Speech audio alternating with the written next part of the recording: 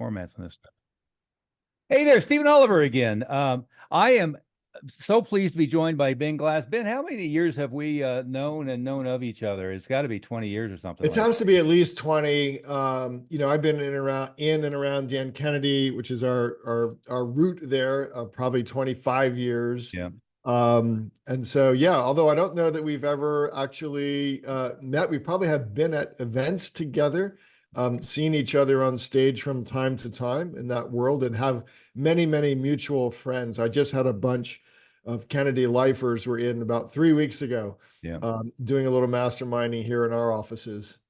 People you Yeah. would Yeah. Who were some of those, if you don't mind? So Donna Kretsch was here. Yeah. Scott Whitaker was here. Yeah. Brian Kurtz is in the group. He wasn't here this time. Yeah. Um, Michael Gugliaro Yeah. is comes. He wasn't here this time, but he's in that group. So Yeah. yeah, it's a I call it Gulch, like entrepreneurs who've escaped every once in a while to get together just uh, it's interesting in these groups, Stephen, because it's a place where you can brag. You can Yeah. legitimately share your wins, which you can't often do out in the real sort of society.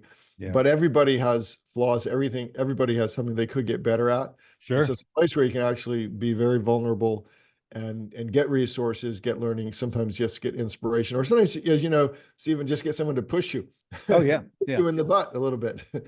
Yeah, in that world, and we're here to talk about your new book, so we won't stray far from that. But yeah, I had plugged into Dan's stuff way back when it was before he sold the newsletter to Bill Glazier, and then I was in one of his groups, and I was in that original Platinum group with Bill Glazier, and so many people came through. Frank Kern was in there for a little bit, Corey Rudel. Um, um, who's the dentist? Uh, Oh yeah. So there's a number of them. yeah, I know who you're talking about, and yeah, even Russell Brunson. I don't know if you were in the group same time he was, but yeah. I wasn't. came through that group. Yeah, Yeah, yeah, yeah, yeah. But there was quite a storied group. But anyway, hey, you have done the newest iteration of No BS Time Management for Entrepreneurs with Dan Kennedy.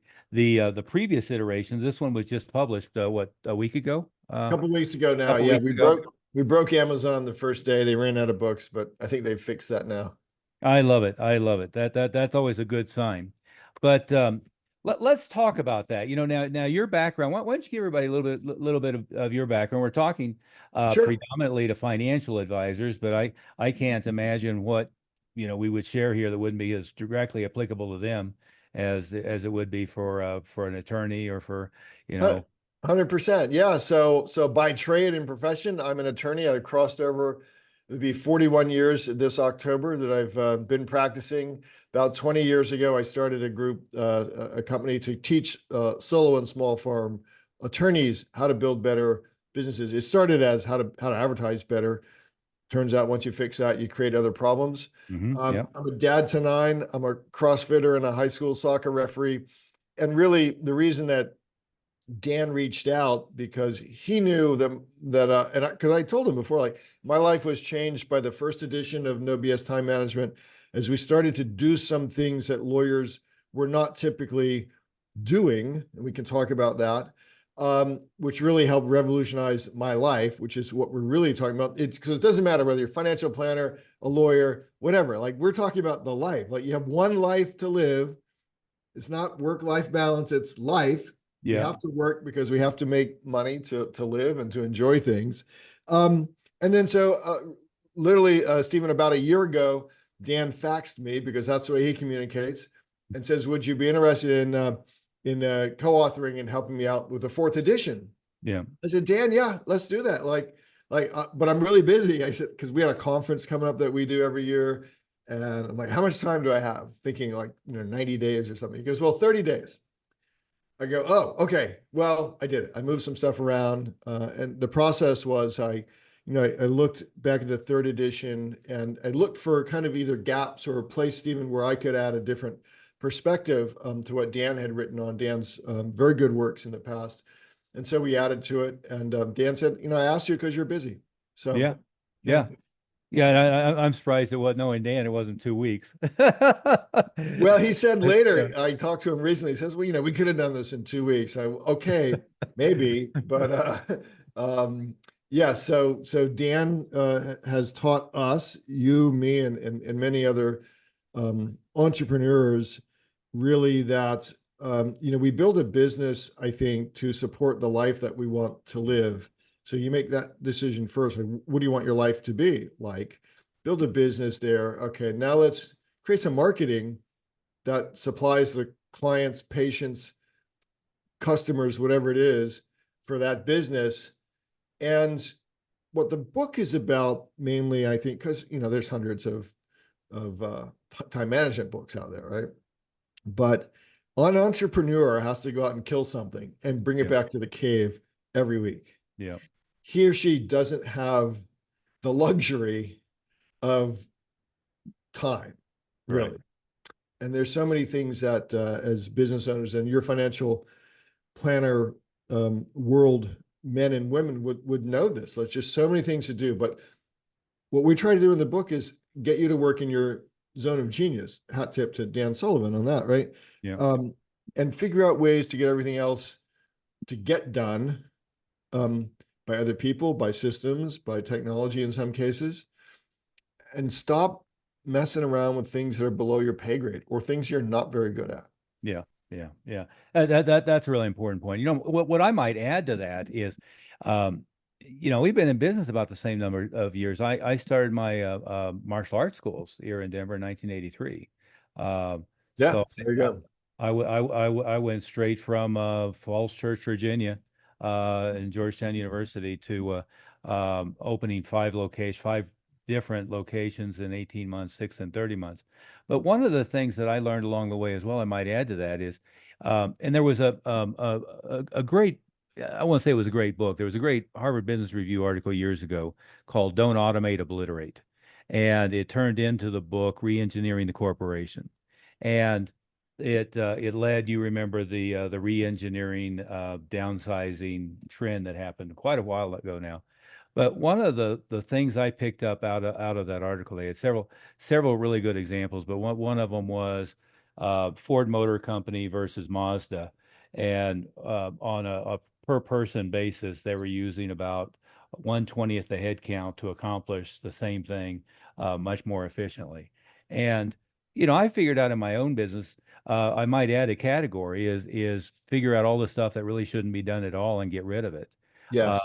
Because as you go, you end up with these systems that seem like a good idea at the time, but then all of a sudden they start piling up with each other, and you start creating internal reports that nobody looks at, software that's collecting data nobody's ever going to use. I walked to my office one time, and I had a file cabinet room, and I must have had 20 file cabinets. They were all full of paper. And it dawned on me, nobody had ever opened one of the drawers except to put stuff in them for probably 5 years. We somehow had this idea we had to keep all this stuff. And, I'm not speaking as an attorney, but as an entrepreneur, is we were just creating this pile of paper and processes and systems that contributed nothing to the operation other than created busy work along the way. Um, the delegating part really is difficult and I know probably attorneys that are in practice for themselves and advisors that don't have a team are, I'm sure, very, very, very similar, where they have a talent and a skill set, and then they end up bogged down with paperwork, administrative stuff. They end up bogged down with client follow up that needs to be done but shouldn't be done by them. All kinds of details. How do you start in prioritizing that type of stuff? Well, the good news, Stephen, is that today there's a worldwide economy, and around the world, there are people, very good, talented people, who are ready to do the work that needs to be done, as you say, but shouldn't be done by the lawyer Yeah. or by the financial advisor. And look, both of our professions have all sorts of rules. Oh, yeah. client confidentiality, Mhm. stuff like that. And I think a lot of times misapprehension or misunderstanding about the rules slows those, I know it does in the legal profession, from looking at some of these advancements either in technology or just in people. But here's, so philosophically, remember that all the things that need to get done that you don't like doing, there's somebody whose life would be lit on fire Oh by yeah. being able to do this for somebody smart like you or Yeah. like your listeners, your tribe. We have about 23 people under roof at the law firm. 6 are in the Philippines, and they are awesome. And Stephen, they make more money working for us than they would working in the local economy. Mhm. We think we're pretty nice people to work for. So it's a two-way street. It's not just task rabbit, task rabbit, task rabbit. It's, hey, I can teach you and you can teach me about the new technology tool we're using, about business entrepreneurship, about relationships, all of those things. So now what else holds back financial planners and lawyers? It's this ego thing. Mhm. You don't understand, Ben. Nobody could do that follow-up as good as I can. Yeah. And they probably won't do it my way. And this is probably true. Probably true. Like, your business like nobody else. And given unlimited time, you could follow up better than anybody can. Okay, we get that, right? But the reality is it doesn't have to be perfect. Again, our friend Bill Glazer, and Kennedy, good enough is good enough. Yeah. Things don't have to be perfect. And you're never going to be able to scale beyond you and an assistant until you let go of the vine, until you are willing to learn how to be a good delegator, Yeah. right? Yeah. Which means, Stephen, if I'm delegating to you, there's a closed, quick feedback loop. Mhm. You and I are going to be honest with each other. I'm going to recognize that there may be 3 ways to do the thing that I have in my head. Your 2 other ways are probably just as good. And you know what? One of the ways that you figure out how to do it is going to be better than I ever would have thought of. Yeah. And so the entrepreneurs that you and I know who are successful at growing their professional services business, let's just talk about that, are the ones who understand that their job is to be creative about the client's problem. So You in bet. your world, building wealth. Yeah. In my world, solving a legal problem usually, right? The more time we can be thinking about that for this particular client, that's where our value is. That's what we're supposed to be doing. And every time that we are ourselves doing follow-up emails or form fills that don't require the legal expertise part, we're doing our clients a disservice and we're doing ourselves a disservice. Um, so uh, strategies in the book are no good until you have a mind growth attitude that says, I'm not the only one that can do all of the moving parts. Right. Right. The delegating, and I won't say just for financial advisors, the delegating for any business owner, any professional is a very difficult thing to do, it seems like. And what what I have tended to find is they underestimate the amount of training required, and then throw things over the wall to somebody, and then they're mad that it wasn't done the way they would want them to do it. Is that a fair way to explain it? Well, I think that's a fair way to explain the problem, but I also think the Yeah. problem is easily solved, Right. right? Oh yeah, yeah, Especially today, yeah, 2024, and technology. yeah. So I onboarded an executive assistant about 6 weeks ago. She's in the Philippines. She works in my time zone, right? Mm. By the way, there's this whole subculture in the Philippines that live and work on opposite times from us, right? Or they live on our time, opposite Right. times from the local economy. Yeah. And so it was really neat, Stephen, because this was new learning. So I got some coaching to learn how to be a better delegator. Um, and one of the things that we talked about and I learned is just use a technology like Loom. Like first to understand there is going to need to be training. Number one. Number two, there are going to be mistakes made, which is why we need a quick feedback loop.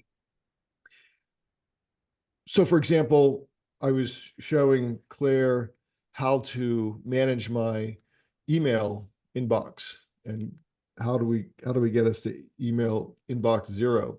And so for a couple days, as I worked my email, I just recorded the whole thing, right, on Loom. And then we build a knowledge database, um, so that Claire is elevated or decides she wants to work someplace else, gets sick. There's this database in there of the Ben Glass personal system for, in this case, monitoring email and figuring that out. So yes, it's going to take training to do. Yes, we probably underestimate it, but if you hire smart people, then they will be able to learn it. I think this is where technology does come in, Stephen, which is developing some sort of a dashboard or a playbook where you both, like both sides of the equation, can give feedback, can try to do better, right? Uh, for each other. And it just takes some time to learn delegating. Yeah, yeah. You know, one of the things that I picked up in the first iteration of the book, and you know, I think Dan's term was time vampires, um, but within that context, it was just not accepting any and every inbound communication immediately. And with new technology, you know, we know that, you know, if you train the client the wrong way, they think that they can text you and you're going to respond immediately. They can email you, you're going to respond immediately. They can initiate an inbound call. And I got to tell you, I was having a lunch meeting with a very high level financial advisor. He's a top 1/10 one percenter, you know, easily in the income range of, you know, 1.5 million, something like that. And lunch got interrupted 3 times by him taking client calls. That's so And interesting. Yeah. yeah, yeah.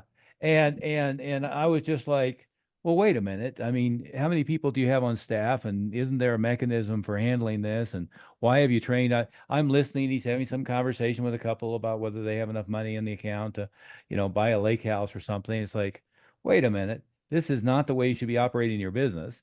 And you know, you talked about having a life is, you know, let's talk about that. How to both educate your clients so that they don't think that Sure. they're being ignored, but also how to create an effective communication system so they are being supported. I laugh because when I read the first edition of the book, I was on vacation. I ran to a payphone when I got to the chapter you're talking about. I called my office and I said, "New rule: no unplanned inbound phone calls ever Yeah, again." They told me it was stupid and wouldn't work and pissed people off. And we've been doing that for 25 years. yeah, And so you sell this as a client benefit. So first of all, if you try to call your dog's veterinarian, you're not getting through to the vet, right? no, So if they can do it, we can do it. oh yeah, Um, and you sell it as a client benefit. So it's in our contract, it's in our newsletters. And it's this, Stephen, if I'm working on your case, like I promise you, I'm not going to pick up the phone or answer an email because I'm thinking creatively about your situation, the thing that you've hired me to do. And you can reach me.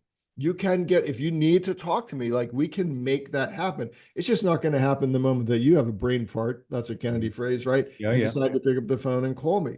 And Stephen, when you're calling and you want to find out if there's enough money in the account to buy a beach house, you're going to let my team know that so that when I sit down for our appointed call, I have the data in front of me. So you're going to get an accurate answer from me. I know what questions you're going to have. So I will have thought about that a little bit. And you and I can have an efficient phone call, um, and get things done. And that's the way I've operated forever since the first edition of the book. So this is a client service benefit, and you simply teach them that this is how it works around here, and they all know. Like if they have a high-end medical specialist, they probably don't have that person on text, right? right. They may have some enhanced stuff through, electronic medical records these days, which I think is kind of crazy. But they probably don't have direct access to their cardiac surgeon. So if you're doing it the other way, you have to break them of the habit, and that may send some people away. And I think that's okay, because if you build your life and you build your business with people who operate at your wavelength to your standards, I think they'll respect you more and your life will be saner. I cannot imagine Stephen, if I'd been you sitting at that, and that's the second time the guy picks up and interrupts the lunch, like I'm probably out of there. Like, Oh yeah, like, yeah. like, that's crazy. Yeah, yeah. It was this strange thing of you're paying me for my time to help you with your business, and you're chewing up with all this other crazy stuff. Yeah. But talk about electronic communication as well, because obviously it doesn't just apply to inbound calls. Yeah. Emails, used to be people expected a fax returned right away. Probably the one and only one reason I have a fax anymore is to communicate with Dan. But Oh, yeah, exactly. But but email, text message, heck, nowadays I see people try to communicate by Facebook Messenger and by LinkedIn Messenger and every other damn mechanism. yeah. So there's a couple strategies there. So first of all, I'm holding up my phone if you're listening to this. So I don't have any work email on my phone. My Yeah. phone does not ding, vibrate, chirp, tweet, or anything else. So yes, some days I show up back at home and I didn't get the milk because I didn't get the message that I was Mhm. supposed to pick up milk on the way home. So that's number one thing. And guess what? Nobody has died. Yeah. Like nobody has died. So that's number one. Number two is even when I get a direct client email, the return email is always from my team, Hmm. right? Because I want that relationship, that process driven, do we have the right documents relationship to be handled by my team? Because that's not my area of expertise. So that way we train people that no, I'm not responding to emails. It doesn't come back from me at all. Again, you get what you allow, right? So if you are someone who gives out your phone number for people to text you with and text people back immediately, then you're setting a level of expectation You bet. that you're now going to have to live to. And if you just do the opposite, then you set that expectation as well. So the team is very well trained. So part of this is developing a culture where you've got a team that's trained. One of the things I do and I talk about this in the book is when I'm having a client conversation on the phone, I'm pointing to the speakerphone here. I have team members, I invite them in, like, come listen. Like, how does Ben deal with somebody who's mad? That's rare, but it happens, right? How does Ben deal with someone who has this issue? Come listen to the call so you start to understand how I answer questions. And then when the call's over, we'll have a brief conversation. This is why we do it this way. And the team becomes empowered. Again, most calls into a financial services professional, a lawyer, are process calls. Yeah. They're not deep legal work calls, and a deep legal work call deserves its own special appointment. It just does, or You else we're bet. not doing our jobs. So those are a couple of things to do. Again, what does this get back to? It gets back to the mindset of letting go of the vine Mhm. and of being the one or not being the one who thinks that you have to do everything because your team's not going to do it the same way. Again, and sometimes they'll make mistakes. It's not going to be fatal. It just isn't. Yeah. Yeah. The how do you balance that? I know what the objection people will have is, and that and I've seen the internal industry research that something like 60%, 65% of people who are working with a financial advisor aren't particularly happy with their person. And the number one reason cited is lack of communication. Yeah, And so if you start with that premise, and then we're saying don't take inbound calls, don't take inbound emails or respond to inbound emails, don't immediately respond to text. That seems at odds. Now I don't believe it's at odds at all, but I've developed systems, you've developed systems where we have massive client communication, that's and it. That's just yeah, it. And so it's the same issue. So if you survey the legal world, right, number one type of complaint people make to the bar is yeah, my lawyer didn't communicate with me. But that's not the same as I require my lawyer to pick up the phone every time I call him, right? right. So we have, like you, we have processes in place where we are touching clients at least every month about something in addition to the legal work, Hmm. right? So there's a check-in. How are you doing? Like we know as you do, like birthdays, anniversaries, kids going to college. We know that stuff. And so there's constant check-ins over and above the legal. We have technology as a client moves through our system and there, so we do personal injury cases. as a client's case moves along the pipeline, there are certain automated triggers that go to tell the client, great, you finished treatment. This is what's going to happen next. And here's a little video on that. If you think about it, like here's the good news for your people is that the bar is not very high because most places, as we have just proven, most Are places horrible. have crappy Yeah. communication systems. Yeah. So your system does not have to be like even the best in the world or nowhere near the best in the world. Yeah. It could move up just a little bit and you'd be ahead of those 63% who are complaining about communication. So it is about proactive. And again, people can reach me. It's like if someone called today and said, hey, I've got this problem and it's not a process problem, it's a strategy problem, and I want to talk to Ben about it. Like my team, it's, we're in the afternoon here on a Thursday and it's a 3-day weekend ahead. So it might be next week, but they would know, hey, we can set an appointment, we can set a time. You call Ben at that time. That's the other thing is like, I'm not calling out and Right. hitting voicemail. Like you call me, here's the number, you call me, and don't miss that call because Oh, if you yeah. do, by the way, you go to the end of the line. Yeah. Right? Yeah. So that's another training thing there. Yeah. Um, Well, yeah, plus I've this is got another one behind them in 20 minutes or whatever. Yeah. which is another big strategy we talk about, which is the whole Yeah. time blocking thing, which is having a start and end time to everything, training your brain. So I guess in your world, if someone is a planner is going to sit down and take all the data he or she has on a new client, Mhm. that planner will have some idea, Stephen, of how long it will take he or she to kind of cogitate on the issue, right? You bet. And how we can start to invest assets. I'll make Sure. it really simple. Um, and so the strategy to do is to block time, make an appointment with yourself. I'm going to work on Stephen's financial growth plan Mhm. between this time and this time. Now we'll screw that up in the beginning because maybe we don't appreciate how much time it will take. Mhm. But what you do over time is you train your brain to focus. I have 1 hour to do this thing that I know should take me an hour. I can't do that if my phone's dinging and the email is chirping and all that stuff. Yeah. So we set appointments with ourselves to do that. And here's the other thing you learn when you set appointments with yourself for everything. So I talk about in the book, we don't have a to-do list because traditional time management, you have this to-do list. And if you don't get it done, carries over to the next day, whatever. Right.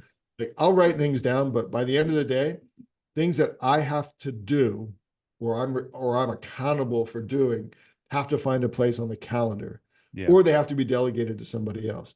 This way, Stephen, I can easily see, holy crap, I've got way too much stuff. It's impossible. You I have bet. to either, what you said earlier, not do some things like it's Right. not worth it, right? Yeah. Yeah. Or delegate it to somebody else. Because here's the problem. Here's what happens when an entrepreneur, professional services chieftain doesn't know how to control his or her time, they steal it. And they steal it from their family, Stephen. Oh, So yeah. we're into the office earlier. We're the last ones to leave, and we're here on the weekends. And at the dinner table, your friend, right, Oh, is yeah. on the phone, and that is it's counter because if you ask anybody in the world, like, do you value your family? Like, I don't know anybody that says, no, I don't value my family. Like, we all say that.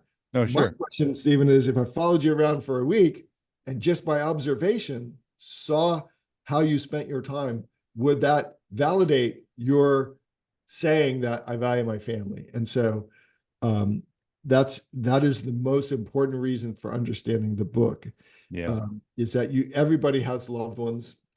You may be divorced and your kids are all out of the house. There's somebody who's important to you in your life, and we tend to steal from that person because we have not managed the customers, the clients, the patients, whatever it is.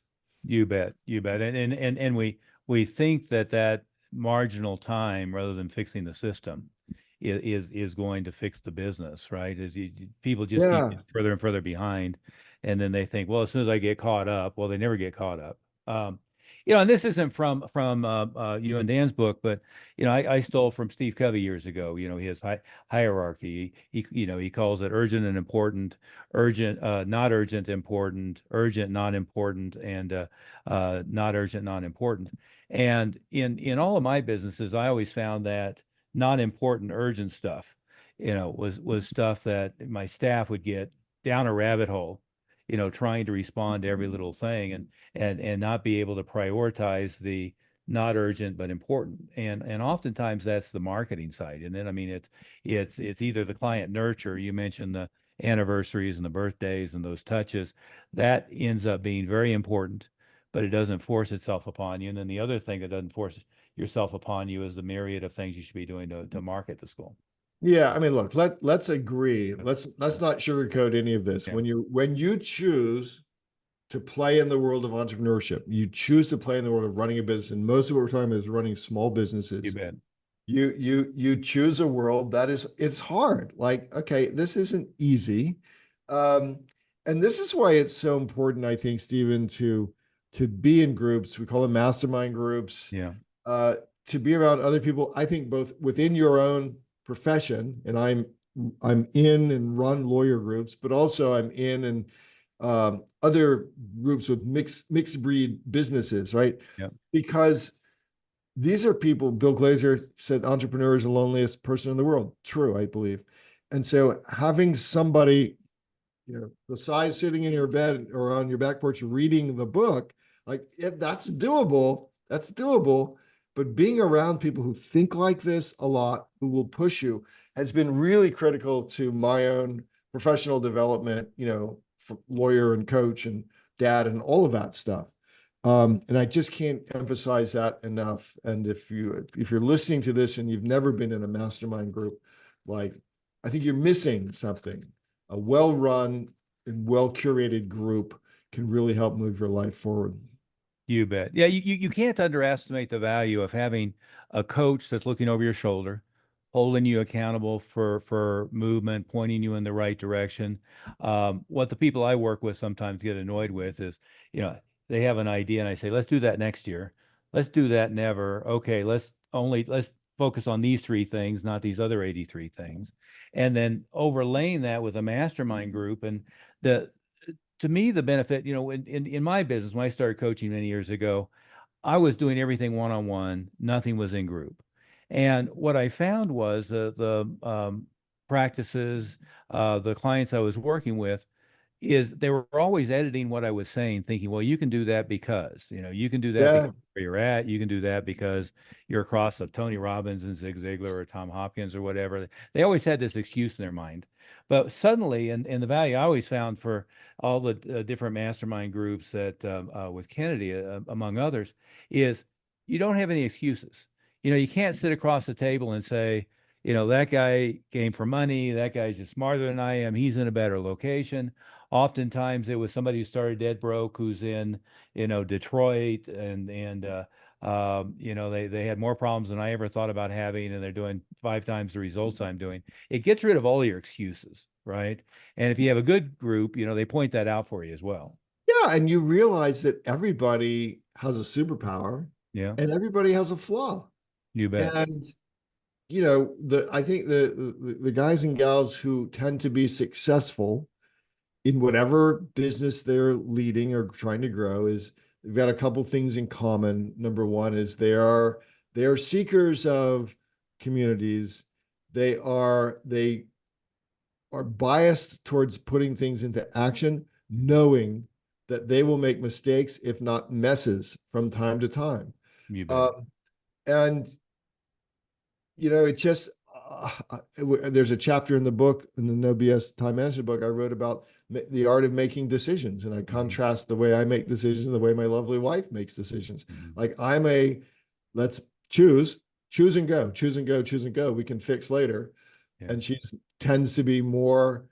I need to know every detail before we can actually decide. And I think entrepreneurs have to be willing to put balls in play, see where they bounce, and then respond and hit it back over the net. you bet. You bet. Yeah, that's such an important point.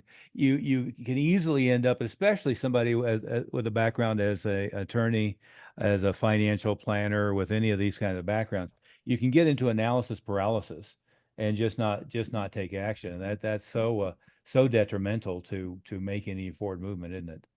I think so. I think so. Yeah. And the other thing is, you mentioned having a coach, having someone who can say, that's a good idea. Let's push.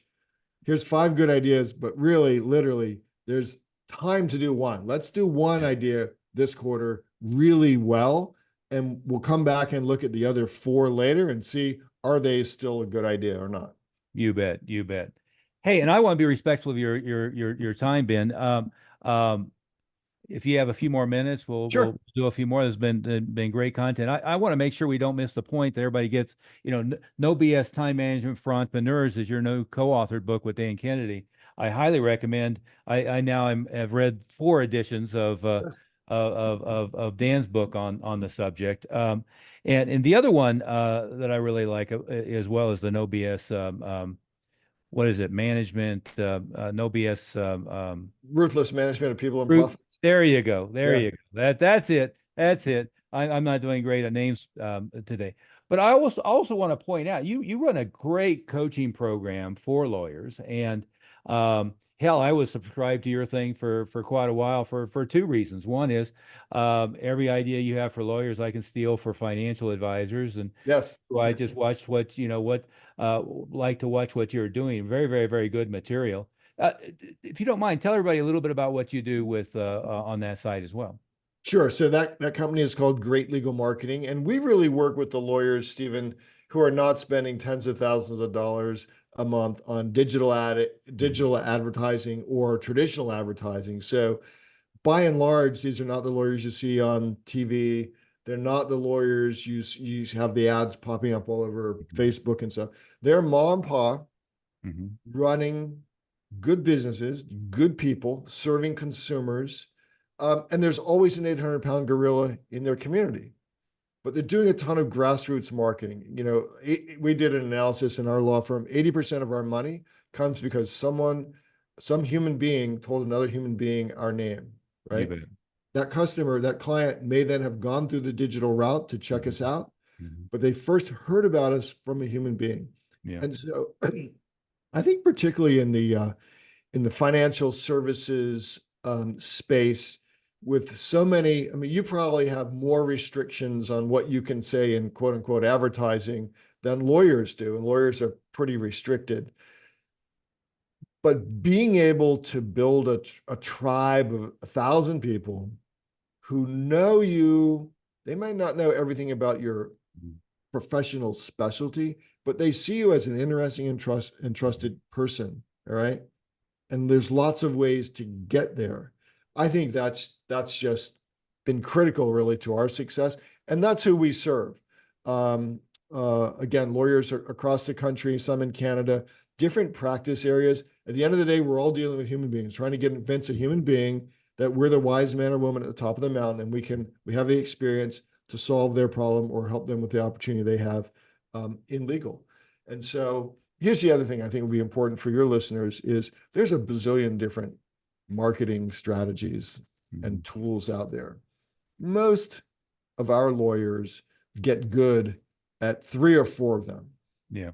So they may be their website really good and their print newsletter really good, their customer service really good, their lead generation um, free widgets, right? Lead generation tools are Mhm. really good, but they're not all doing everything. Like Yeah. nobody can do everything. And most of our lawyers, including our firm, like we're not big enough to try to be the biggest spender in the market. That's not where we want to play. So my words of encouragement to your folks are you absolutely can do this, right? There's someone in your legal services world who has tread this road before. You, Stephen Oliver, know most of them, right? Mhm. And listening to someone like Stephen who can just say, I've seen this before. I know someone who's been in your position before. And here's what you do next. Because this is what you and I are really good at. Yeah. What's the next place to go spend an hour or spend $1 with our practice building? Right. Helping people figure that out rather than saying, well, I'm the one, like I'm the one that can build your website because we don't do any of that stuff. I'm the Yeah. one that can do your pay-per-click marketing because we don't do any of that stuff. Yeah. I'm helping you, I'm teaching you how to be a better entrepreneur. You bet. business leader. You bet. That's a long answer to your question, but I think that's what you and I both do with our members. Well, and an observation of watching you in action. But I mean, the book I wrote on advisor marketing, there's a whole couple chapters on this. Is one is you stand out as unique. Yeah, Is your social media presence. You're out there on the soccer field. You recently had open heart surgery, and hopefully the recovery is coming. Well, it's I tremendous. missed Actually. and not asking about that, We but could talk you about it because yeah. here's the important thing about that. Yeah. So with zero symptoms, I was diagnosed with pretty significant disease and had triple bypass surgery. But I decided the night before surgery, I was going to have the best recovery ever, right? And the fastest recovery ever. And so Yeah. there was decision making and mindset around that. Yeah. But the where I was going with that is number one, you come across as a unique human being. Even your conversations about, your elevator pitch, and I talk about being a soccer coach and my kids and so forth. What I keep trying to get advisors to do, and I'll freely admit I stole this from Tim Ferriss's book years ago, but I think of all of them as kind of the guys at the oak desk and the J.C. Penney suit who are trying to have a sameness contest, and they almost are loath to share any personal details about their life. The ones that I find interesting are the guy just loves fly fishing, and it's on his website, and he does a blog on that, and he talks about that. The guy who's into collecting Porsches, the person who's deeply into charitable outreach with one specific group of people. Yep. And it's one is to build relationships with your clients, and I think people are afraid that they're going to offend somebody, but people want to affiliate with people they identify with, that they like, that they respect, that they find interesting. That's something I see you do very well. The other thing, and correct me if I misstate any of this stuff, the other thing I see that you do very well is you're communicating with your clients regularly in all kinds of different formats, right? So they're getting the print newsletter, they're getting, as you mentioned earlier, birthday card, anniversary, gifting of various sorts, all of that kind of stuff. And the the thing that advisors somehow get in their mind is they say, "Oh, my business is going to come from referrals," and they do little or no client communication beyond what the client initiates or beyond maybe a Right. one-year checkup. It's going to And happen by magic. yeah. Well, Here's the thing. yeah, Yeah, so legal in and of itself is boring. Like yeah, if you don't have an accident, it's boring. Financial services and wealth planning is boring, especially if you've already like done the plan with your yeah, advisor. All right. So how can we, the professional, stay interesting, right? Stay memorable. There's people, Stephen, who know me more for, oh, he's a soccer referee, he writes about sportsmanship, and he's a dad to nine, then they might not even know what legal I do. They know I'm a lawyer, but they know that I'm trusted enough that if they have a legal problem, call me. Like we'll either help you with it, or more likely we'll help you find somebody because it's going to be outside of our space. And so this is just, this is, don't get me going on a rant about educational system and stuff, but we're kind of taught to not toot your own horn, to not make yourself noticeable. And I think that there's a way to do it that's within your comfort zone. All right.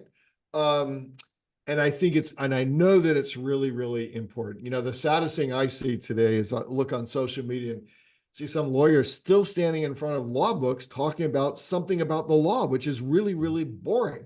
yeah, Much more interesting if he's fly fisherman and taking you along on the weekend fishing trip, yeah, and excuse me, including foibles and big catches. That's yeah. more interesting. Oh, yeah. And so, and I don't know how you unwind that. Look, the DNA that makes someone be able to go to law school and pass the bar, and the DNA that makes someone interested in financial planning is probably usually a more conservative persona, right? Than the DNA that makes someone like an NFL football player or something. Right. I imagine. Yeah. Again, the bar's not high. That's Yeah. the cool part. Like you don't have to have a million TikTok followers, but be interesting. And the way to be interesting, here's the key, you have a unique set of gifts, talents, and interests. Nobody else in the world has those. No one else in the world has ever had your unique set of gifts, talents, and interests. I believe that we are put on earth to share that with the world and to really not get too involved in things that are outside my own unique DNA of things that I'm interested in and am good at. You bet, you bet. And the last thing, and you've touched on it a couple times. Talk a little bit about client communication. How do you keep in front of and top of mind awareness with clients? So one of the really simple things, I've got these really cool little note cards and stuff. And, Mhm.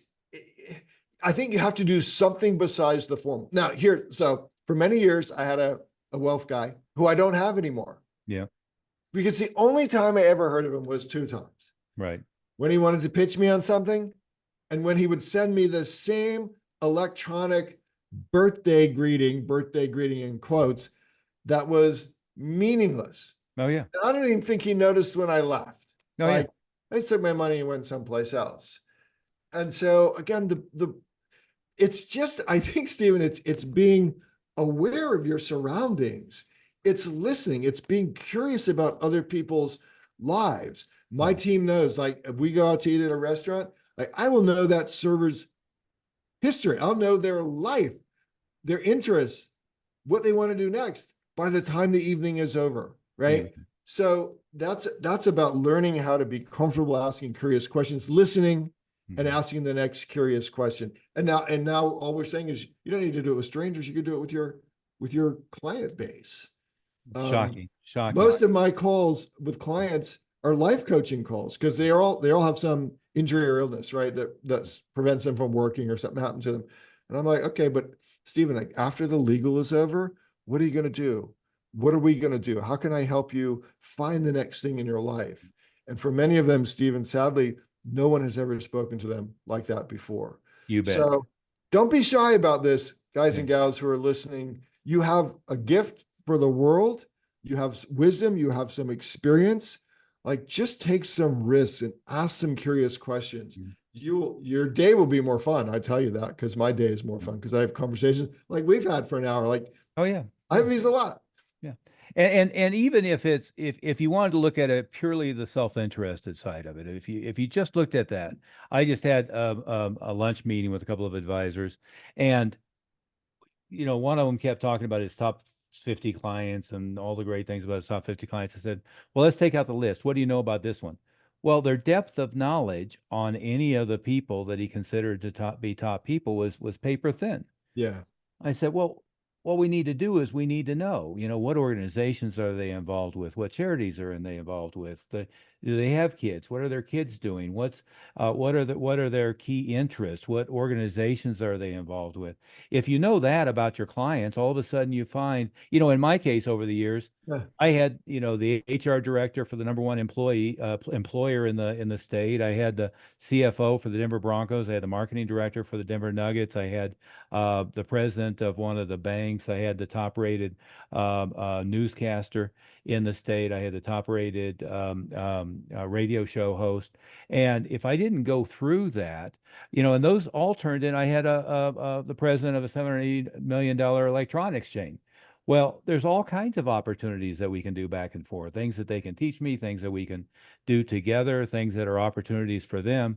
But if I never ask and get to the root of all that stuff, and again, as far as communication, if they get a note, congratulations on the fundraising for the event they just did, handwritten note, Yep. no amount of using email. I mean, people are so fixated on CRM systems, and I agree. If I get a happy birthday from Wells Fargo Bank by email, I don't have any warm and fuzzy about that at Right. all, right? Right. I have a friend in Ann Arbor. Every year he sends me a handwritten birthday card. Well, that stands out because I know that he actually thought of me. It wasn't some automated system, and having all those communication systems and knowledge of clients is so important. Well, I know we got to run, but Ben, this has been great. I Good encourage time, Steve. everybody to do two things. Number one, they should definitely get your book, The No BS Time Management for Entrepreneur. If I was a financial advisor, wealth planner, or any other level in this industry, I'd subscribe to your newsletter at least, because everything you're saying is applicable to attorneys, as I did. I mean, Yeah, applicable to Seth, advisors. Yeah, appreciate that. Yeah, and and Dan Kenny and I would appreciate it if after you read the book, you went on Amazon and left a review. So absolutely. that would make us both happy. Yes. Yes, yes. I've been deep in the mode of pushing reviews for my new book as well. Yeah, So I understand that. Well, Ben, it has been great. I really appreciate you slotting out the time and glad we managed to connect. absolutely. Thanks, Steve. Thank you.